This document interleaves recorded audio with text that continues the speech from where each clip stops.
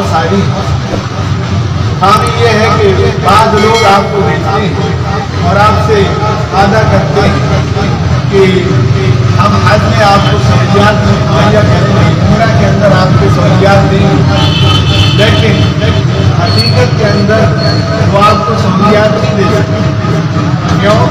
اس کی وجہ یہ ہے کہ تجربہ انسان کا نہیں ہوتا، لیکن وہ انسان جو حجاز کے اندر رہ کے آیا ہو، سعودی عرب کے اندر رہ کے آیا ہو اور وہاں کے ماحول کا پتہ ہو اور وہاں کے ہوٹل مالکان سے روابط ہو اور ان سے دین کر سکے تو اس انسان کے لیے بہت زیادہ آسان ہے۔ اور حافظ احسان الحق صاحب نے وہاں کافی عرصہ گزارا ہے، بلکہ وہاں ہوٹلنگ کا انہوں نے کام بھی کیا ہے اور ان کے روابط بھی جو دوسرے اثرات ہوتے ہیں وہ ہمارے بڑے شہروں سے اس کا تعلق ہوتا ہے، جیسے کر دیتے ہیں ہم وہاں ضرور کرتے ہیں، لیکن جب وہاں ہوتا اور میں جاتے ہیں تو جو وہ معاہدہ کرتے ہیں، ہم سے وعدہ کرتے ہیں، وہ سہولیات وہ دے نہیں پاتے۔ لیکن اگر معاشی بھی عرضی ہے، یہ سارا کا سارا نظام عرضی ہے۔ اصل حقیقی زندگی وہ جنت کی زندگی ہے، اور اس دنیا کے اندر، اس مسافر خانے کے اندر آپ کا، ہمارا، ہم سب کے آنے کا مقصد صرف اور صرف اللہ رب العزت کی رضا ہے۔ اس رضا کے لیے تین چیزیں عام ہیں، ایک توحید، دوسری رسالت اور تیسری قیامت، یعنی تین بڑے عقائد میں سے ہے۔ ایک اللہ رب العزت کی وحدانیت اور توحید کو تسلیم کرنا، دوسرے نمبر پر امام الانبیاء صلی اللہ علیہ وسلم کی رسالت کو تسلیم کرنا، تیسرا پھر آخرت کے دن پر یقین رکھنا۔ پھر اسلام کے جو بنیادی ارکان ہیں ان میں سے ایک اہم رکن وہ حج فرض ہے۔ یہ دکان، اس کا افتتاح بھی دنیا کے اندر آدمی کاروبار کرتا ہے، لیکن ہمارے بھائی نے دنیا کے اندر خدمت کی نیت سے اس کام کا آغاز کرنا چاہا کہ اس طریقے سے چلو ہم حلال کچھ کھائیں گے بھی صحیح اور لوگوں کو بھی سہولیات دیں گے۔ اور یہ حج اور عمرہ وہ چیز ہے کہ آپ صلی اللہ علیہ وسلم نے کسی عبادت کے لیے یہ دعا نہیں فرمائی اللہم انی ارید الحج والعمرہ، یا اللہ میں حج اور عمرے کا ارادہ کرتا ہوں فیسرہما لی۔ یہ کام بڑا مشکل ہوتا ہے، جو وہاں پر گئے ان کو پتہ ہے حج اور عمرہ دیکھنے میں آسان ہے لیکن حج کے اندر مشکلات بڑی ہوتی ہیں۔ تو اس لیے آپ صلی اللہ علیہ وسلم دعا فرماتے تھے کہ یا اللہ اس کو میرے لیے خوب آسان فرماؤ، اور وتقبل منی، یا اللہ مجھ سے قبول بھی فرماؤ۔ اور حج اگر کسی آدمی کا قبول ہو جائے تو آپ صلی اللہ علیہ وسلم نے فرمایا کہ وہ بندہ اس طرح ہوتا ہے کہ ولدتہ امہ الیوم، گویا کہ اس کی ماں نے اسے آج جنا۔ جس طرح ماں کے پیٹ سے پیدا ہونے والا ایک دن کا بچہ، اس کے وجود پر کوئی گناہ نہیں ہوتا، اسی طرح اللہ کی رضا کے لیے اگر کوئی مومن اور موحد آدمی حج کرتا ہے اس کے وجود پر کوئی گناہ نہیں رہتا۔ حج اور عمرے کے لیے جس طرح حضرت پروفیسر صاحب فرما رہے تھے، بہت سے لوگوں نے بنائے ہوئے ہیں ٹریول ایجنسیاں، لیکن یہاں کی خاصیت ایک تو یہ ہے کہ حضرت مولانا احسان الحق صاحب جو ماشاءاللہ ایک عالم دین ہے، جو آپ کی بہترین اسلامی اصولوں کے مطابق رہنمائی بھی کرے، وہاں پر جانے کا طریقہ، رہنے کا طریقہ، کیا کرنا ہے کیا نہیں کرنا، اس کی ساری کے ساری یہاں پر عملی پریکٹس اور تربیت ہوتی ہے۔ اور حج کے لیے، عمرے کے لیے جو مین چیز ہے وہ ایمان اور اللہ رب العزت کی توحید کو تسلیم کرنا۔ انشاءاللہ یہاں سے جو جائیں گے ان کا جو حج اور عمرہ ہوگا وہ اللہ کے ہاں ضرور قبول ہوگا، کیونکہ یہاں پر ایمان کی محنت بھی ہوگی، عمل کی محنت بھی ہوگی، اور انسان کی ایک تربیت ہوگی کہ وہاں پر کس طریقے سے جانا ہے اور کیا کرنا ہے، کس طریقے سے وہاں پر رہنا ہے۔ بہرحال دنیا کے اندر عارضی، میں نے عرض کیا کہ عارضی ہے، یہاں پر رہنا بھی عارضی ہے، کھانا پینا، لیکن حکم پھر یہ ہے یا ایھا الرسل کلوا من الطیبات۔ حالانکہ رسولوں کا کھانا پاکیزہ ہوتا ہے، حلال ہوتا ہے، لیکن رسولوں کو خطاب کر کے امت کو سمجھایا گیا کہ اپنے کھانے پینے کے اندر خصوصی طور پر اپنی کمائی میں خیال رکھیں۔ اگر کسی آدمی کی کمائی حرام کی ہو پھر وہ نماز بھی پڑھے کوئی فائدہ نہیں، روزے بھی رکھے کوئی فائدہ نہیں، حج بھی کرے کوئی فائدہ نہیں۔ اس لیے حلال کی کمائی کے لیے، حلال کے لقمے کے لیے آدمی کو جستجو طلب کرنی چاہیے، کوشش کرنی چاہیے کہ اپنے وہ معاملات کے اندر، اپنے کاروبار کے اندر غور کرے کہ کہیں میں حرام تو نہیں کھا رہا۔ آپ صلی اللہ علیہ وسلم نے فرمایا قیامت کے قریب کچھ لوگ ہوں گے کہ جو بڑی اللہ رب العزت سے آہوزاری کے ساتھ دعائیں مانگیں گے، بڑی رو رو کر گڑ گڑا کر،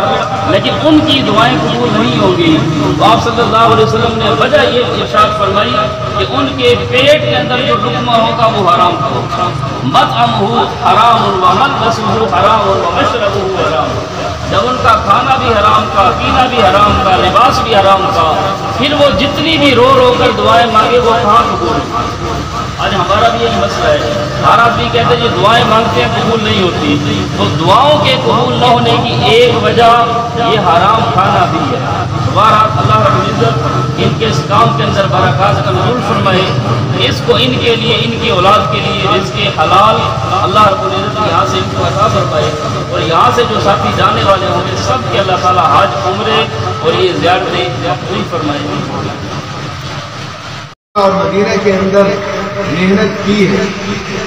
ہوٹلوں والا کام کیا ہے، دھوپ کے اندر، سخت گرمی کے اندر وہاں یہ کام کرتے رہے، اور ان کے روابط اور تعلقات بھی ہیں۔ تو آپ کی سہولت کے لیے ہم یہاں ایک دفتر قائم کیا ہے، اگر آپ آج اپنا کرنا چاہتے ہیں اور ان سے رابطہ کرتے ہیں تو یہ اسی طرح محنت کر کے، جس طرح جو مکہ اور مدینہ محنت کر کے آئے آپ کو سہولیات فراہم کرنے میں انشاءاللہ یہ کوئی کسر اٹھانے گا۔ اور دوسری مولانا محمد عثمان صاحب نے بات کی ہے، اگر یہ گروپ بھیجتے ہیں تو ان کی عملی تربیت کا بھی یہ اہتمام کریں گے،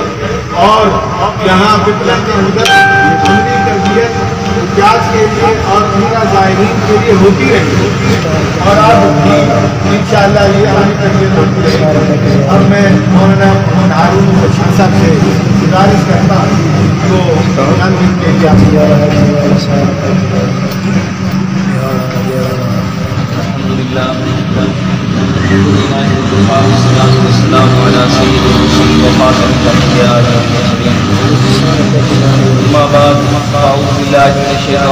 بسم اللہ الرحمن الرحیم۔ یا ایھا الناس کلوا مما فی الارض حلالا طیبا، قال النبی صلی اللہ علیہ وسلم القاسم حبیب اللہ او کما قال علیہ الصلوۃ والسلام۔ اللهم صل علی محمد النبی الامی وعلی آلہ واصحابہ وسلم تسلیما۔ گرامی قدر سامعین، دوستوں، بزرگوں،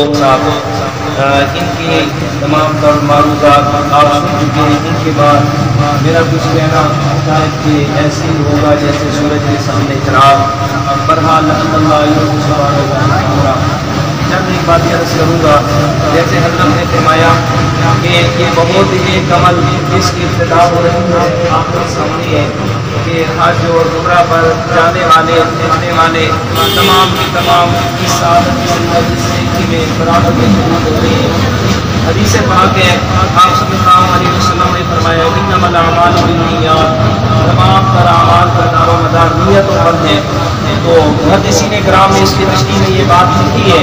اور میں کتنے ایسے عمل ہوتے ہیں کہ جو دیکھنے میں تو دنیا داری کے اعمال ہوتے ہیں، لیکن ان میں اللہ تعالیٰ کی رضا ہونے کی وجہ سے، نیت درست ہونے کی وجہ سے وہ تمام کام اللہ تعالیٰ کے ہاں مقبول ہو جاتے ہیں۔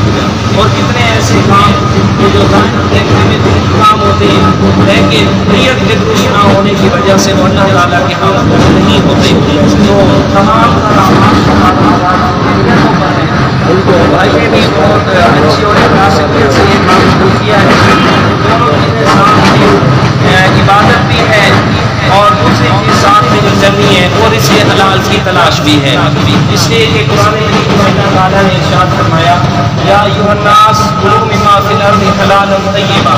اور میں سارے دنیا کائنات کے انسانوں کو کھاؤ مما فی الارض، اور میں جو میں نے آپ میں رزق دیا، اور میں لیکن دو چیزیں ہیں، حلالا طیبا، اور میں حلال بھی ہوں پاکیزہ بھی ہوں، اور میں رزق حلال بھی پاکیزہ بھی۔ آج ہمارے معاشرے کے اندر کیا ہے کہ رزق حلال کی طرف تو تقریباً ہر ایک کا خیال ہوتا ہے، صبح سے لے کر شام تک مزدوری کی جاتی ہے کہ رزق حلال میں کمال ہو، لیکن جو دوسری شرط نال ساتھ میں فرمایا کہ طیبہ، رزق حلال بھی پاکیزہ بھی، تو یہ پاکیزہ ہونے کا کیا مطلب ہے؟ اس طرح میں دھیان کرواؤں آپ لوگوں کا کہ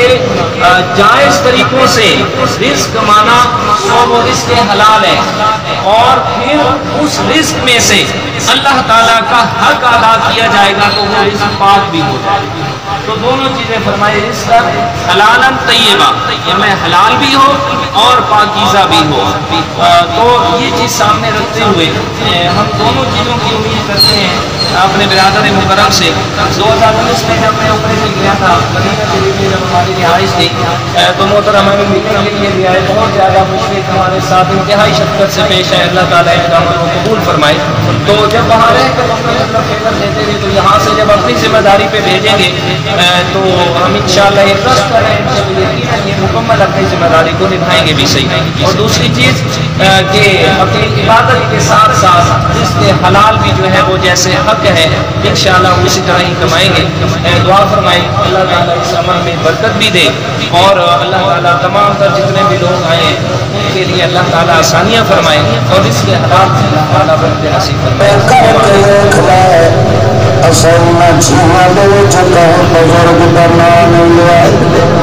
کسی اکابر کا ذکر نہیں کیتا، کسی ملا یا مفتی کا ذکر نہیں کیتا، بلکہ ایسا تو خیال ہے تو سارے قرآن دے پہلے صفحے تے لکھی ہوئی 6 نشانیاں اپنے دل وچ تو چٹکا والے تینوں بریلوی تے دو بندے سڑواون دی لوڑ کوئی نہیں ہے، تینوں اچے تے جھکا سڑواون دی لوڑ کوئی نہیں ہے، کسی شاہ تے گدا دے ہاتھ تے بیعت کرن دی لوڑ کوئی نہیں ہے۔ اللہ فرماندا گھر بیٹھ میری ان 6 نشانیاں تو اپنا دل چا رکھ، دل تے آج فیصلہ چا کر، دنیا غلط ہو سکتی ہے مگر اللہ دے قرآن دیا دسی ہوئی نشانیاں دے اندر مغالطہ پیدا نہیں ہو سکتا۔ میں اللہ اٹھائی تیرے گھر بیٹھے تینوں نال فیصلہ نہیں سنا دینا، اولئک علی ھدی من ربہم وَأُولَئِكَ هُمُ الْمُفْلِحُونَ۔ تو ان 6 نمبر دا وعدہ چکر تو صراط مستقیم تے چلا وردہ وعدہ میں اللہ اجو تیرے نال کر دے گا۔ تکبیر! اگر کوئی اشاعت توڑ دے وہ سننا، میں روکے رہی نعرے نہ مارو،